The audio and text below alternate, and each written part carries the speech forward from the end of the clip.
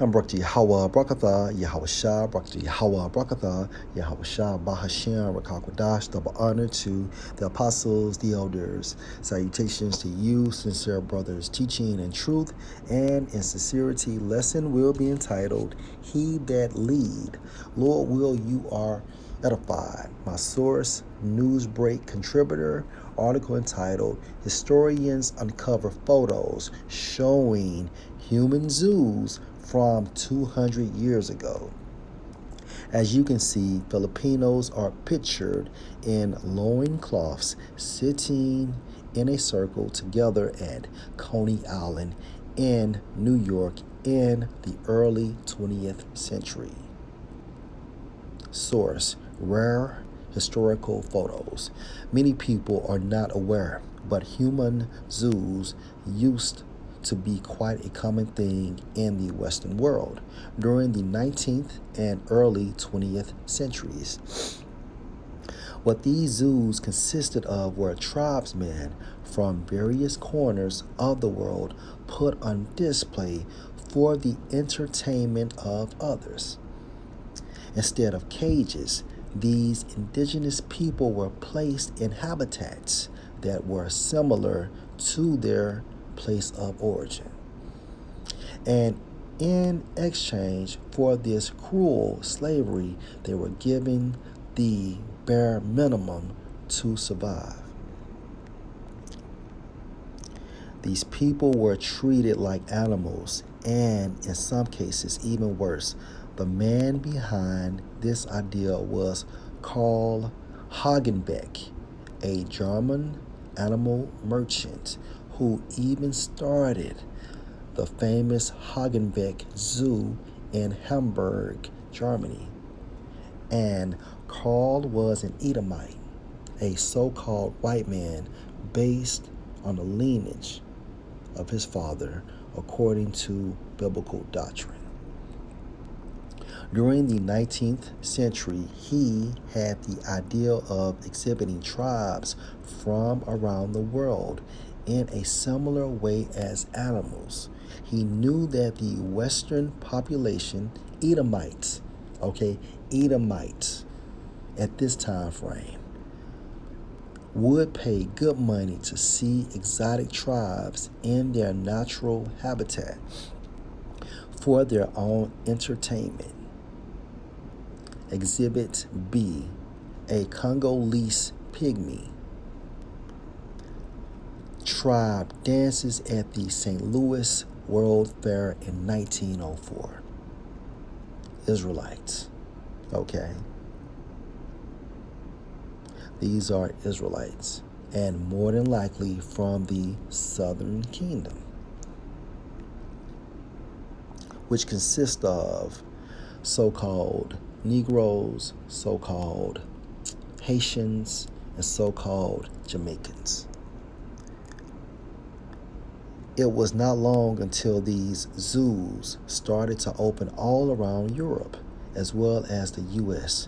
Over the years, many pictures taken by tourists who have visited human zoos were uncovered by historians who were amazed at how abnormal those people in cages were treated and the reactions of the Western society, Edomites, as if they were looking at animals and not humans.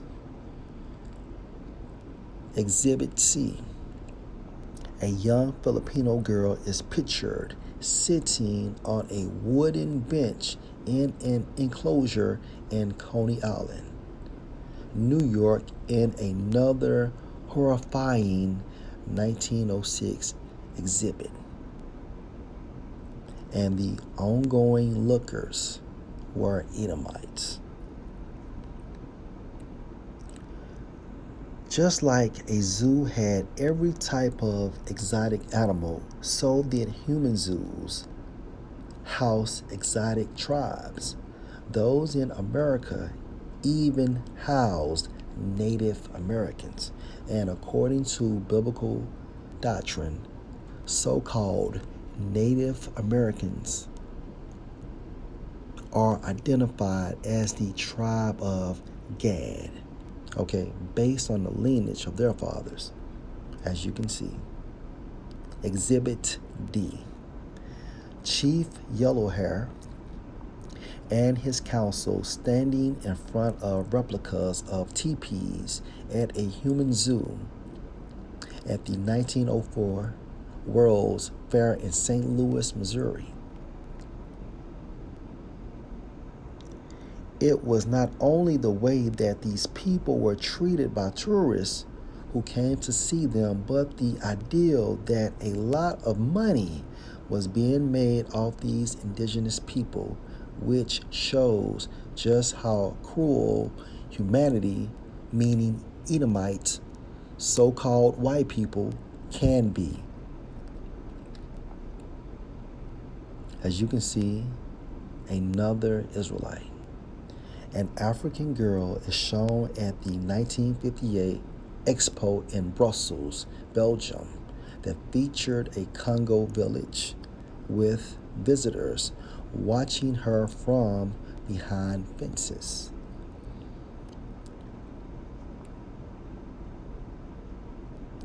Some of these indigenous people were even forced to hunt within these zoos just for the entertainment of others.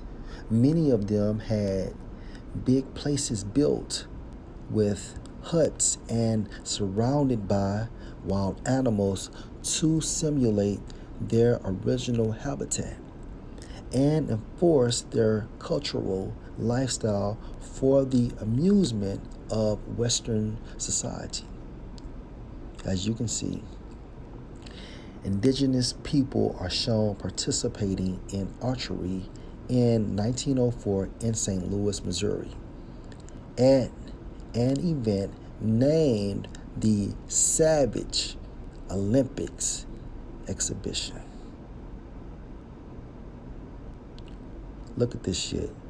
And as you can see, squatting down an Edomite looking at this so-called activity.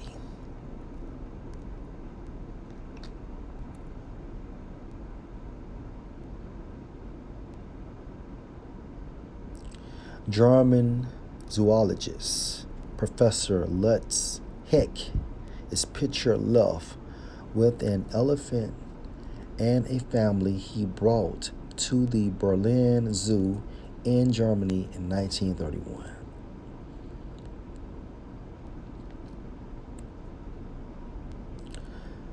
Some of them were taken out of the zoos and made to walk around towns in order to market the zoos and attract more tourists. This was also done by the newspapers from the time, brought a lot of attention as well as a lot of popularity to this cruel venture. All right, so you fucking Edomites, yo. You have a lot to give an account for, okay?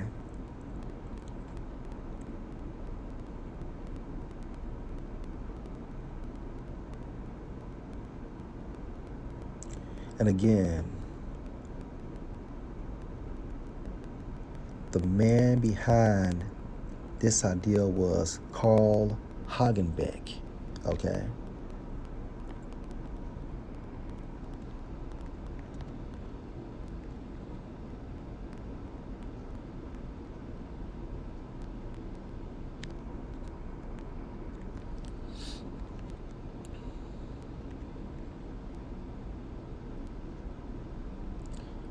Habakkuk 2 and 4. Behold, his soul, meaning his spirit, referring to the Edomite spirit, okay, which is lifted up, is not upright in him, but the just, referring to Israelites, beginning with the elect at this time frame, shall live by his faith. Focal point, behold, his soul which is lifted up is not upright in him. And the reason why the Edomites are classified as the wicked is because the Most High, okay, made them the wicked.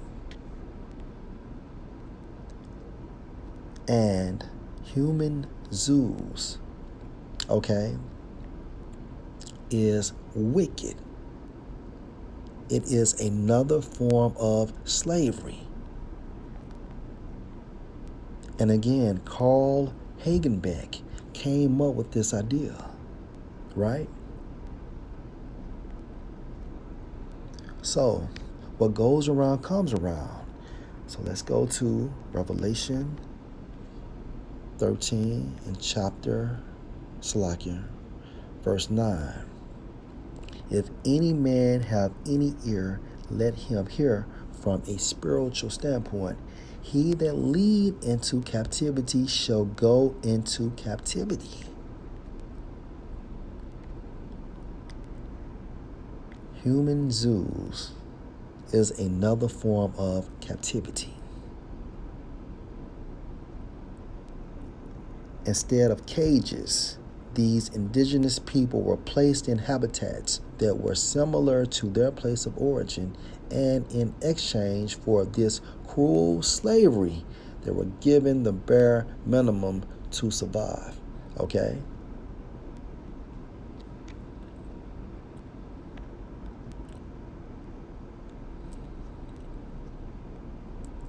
He that lead into captivity shall go into captivity. So the Edomites, all right, will be held captives in the kingdom of heaven, starting with their nobility, the international bankers who control this entire system.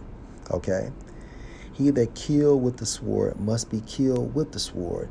Here is the patience and the faith of the saints. All right, and this time frame is approaching.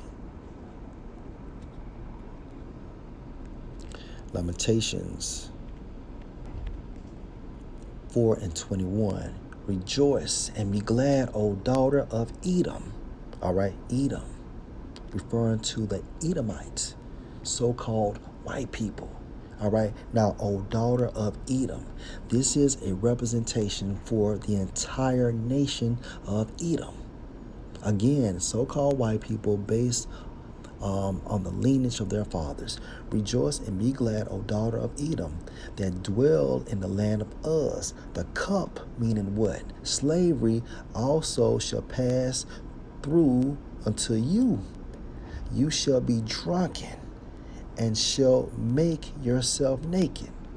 So just like Edom, okay, led others into captivity, Edom will go into captivity as a nation. All right. Hence, the daughter of Edom. The daughter is a representation for the entire nation of Edom. All right.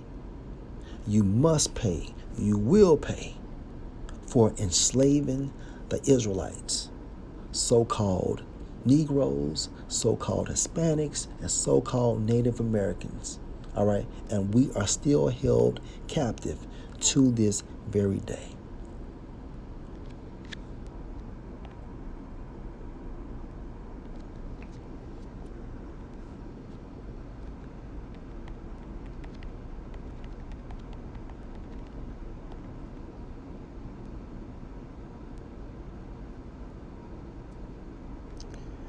Jeremiah 50 and 33, thus saith the Lord Yahweh of hosts, the sons of Israel and the sons of Judah were oppressed together here in America, and all that took them captives held them fast. They refused to let them go. And see, that's why we are patiently awaiting for the arrival of Yahushua, because at the end of the day, we are still in captivity.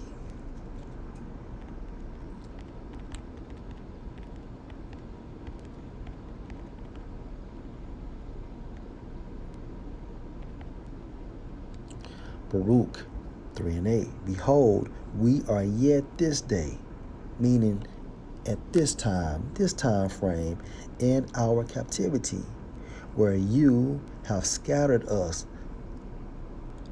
Thou or you is referring to Yahweh, right? He scattered us because we as a nation broke the law, statutes, and the commandments. for a reproach, shame, and a curse, and to be subject to payments according to all the iniquities of our fathers, which departed from the Lord our power. Okay? And we are in the end of our captivity. Okay?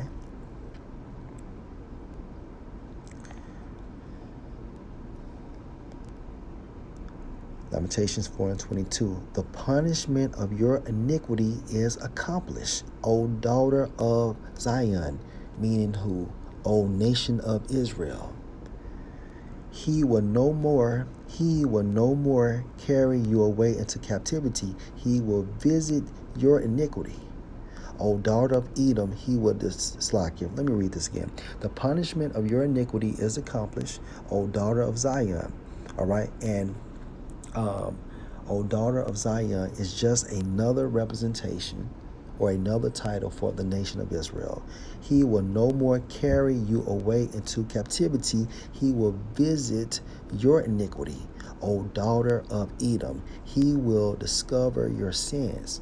The he is referring to Yahweh Ba'ashem Yahweh Shai. Okay? He's the reason why you had the blessing. He's the reason why we are in captivity. Because, wow, as a penalty or a consequence for us breaking the laws, the statutes, and the commandments, we had to pay severely. Okay? We signed the contract. And within the contract, we read the fine print. But because of these stony hearts we could not keep the laws, statutes, and the commandments perfectly / completely. Now remember, the laws, statutes, and the commandments are spiritual. And we must have a spiritual mind in order to do it in a complete fashion, meaning doing it without sin. Okay? So the Most High is going to judge Edom. And within the judgment of Edom, they have to serve slavery. All right? He that lead into captivity, all right, will go into captivity.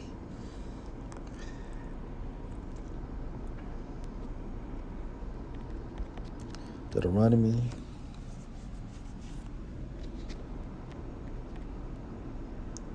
chapter 30 and verse 7. And the Lord Yahweh, your power, will put all these curses on your enemies. All right? Beginning with the nation of Edom, trickling down to these other nations they will be enslaved to. And on them that hate you, which persecuted you. What goes around comes around, right? Last precept. Let's get Luke chapter 16 and verse 26. Now this parable is going into the parable of Lazarus, who was a representation for the nation of Israel, beginning with the elect, and the rich man, who was a representation for the nation of Edom, beginning with their international bankers or the nobility of Edom. Now, a strong point.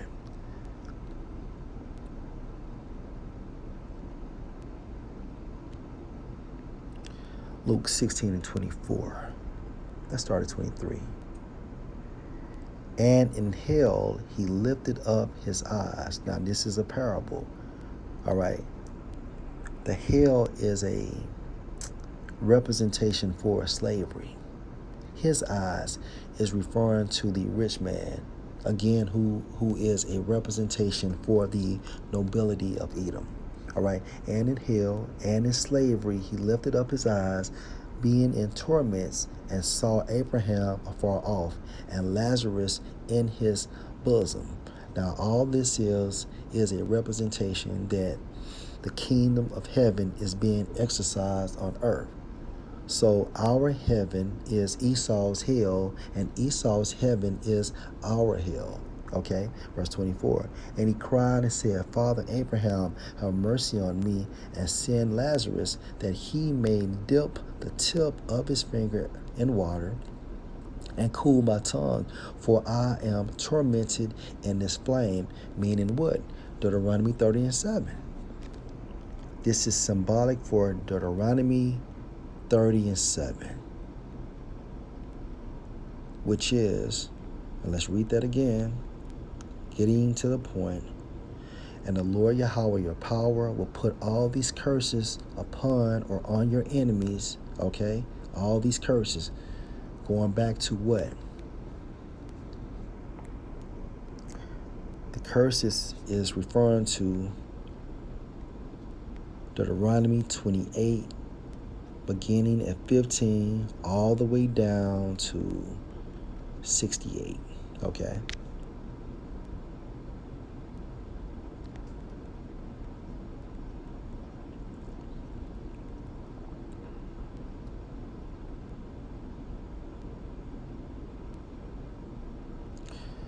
Verse 25, but Abraham said, Son, remember that you in your lifetime, your kingdom, your dominion, remember when y'all had these human zoos, right? As well, receive your good things, and likewise Lazarus evil things. See, this was a good thing to the Edomites. They made a lot of profit. But this was an evil thing to us Israelites. Look at us. Look at us. Look at us. And who profit? Edomites, okay? Identified as the Western world. And as you can see, look at this fucking Edomite giving this young Israelite girl something.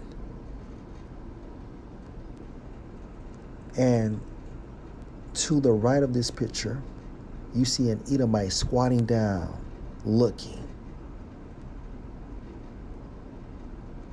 Look at these Edomites.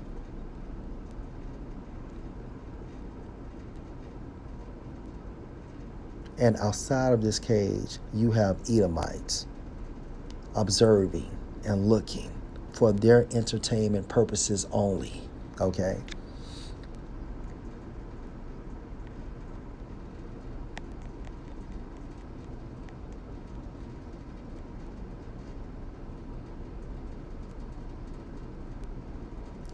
But now he is comfort in the kingdom of heaven, and you are tormented.